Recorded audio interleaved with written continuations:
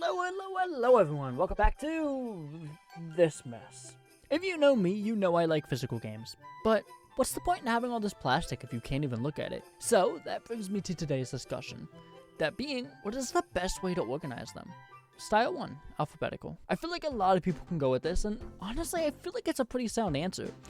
Until you start getting more games, then a lot of issues start to arise. What do you mean New Super Mario Bros. Deluxe is stuck between Nintendo Switch Sports and New Pokemon Snap?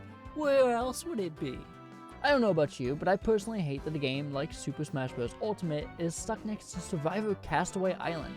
But being next to shitty games isn't even the worst part.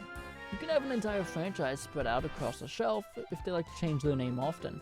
Yeah, I'm looking at you, Teenage Mutant Ninja Turtles on the Wii. And what about games that start with numbers like 1 to a Switch or 24 the game? What the hell do you do with those? Do you just go off the go in 1 or... Actually, don't even get me started on a game with no cover. Yeah, I know that Pikmin 1, 2, and 4 are up there. That doesn't mean that 3 is gonna join them until I get some paper in my plastic. Overall, it's not bad, but once you get past 10 games, it really makes you question whether it's worth buying Stray if it has to go next to Tour de France. Style 2 by developer.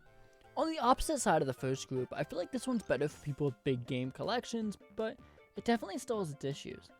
For example, if I'm trying to find Flushed Away 2 on the PS2, I'll have no issues. But if I'm trying to find Super Mario Maker 2, I'll have to search through all my other first-party Nintendo games, including the other 22 titles that are also called Super Mario. You can sort them again by co-developer or alphabetical order, but having a system in the system makes it really hard to track.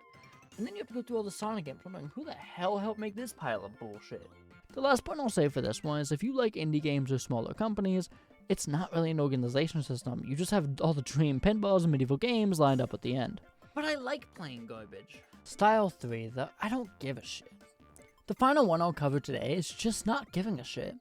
Yeah, you might not be able to find your game right away, but was sorting them all that helpful anyways? As long as you don't throw the Xbox 360 games with a floppy disk, I think this one can be okay. I'm personally not a fan of this one though, as I do like having the pretty plastic somewhat categorized. But I think at the end of the day, everyone's styles are going to differentiate at least a little bit. So while no style is inherently wrong, I think there isn't a perfect style. Unless you do this, then you're a monster.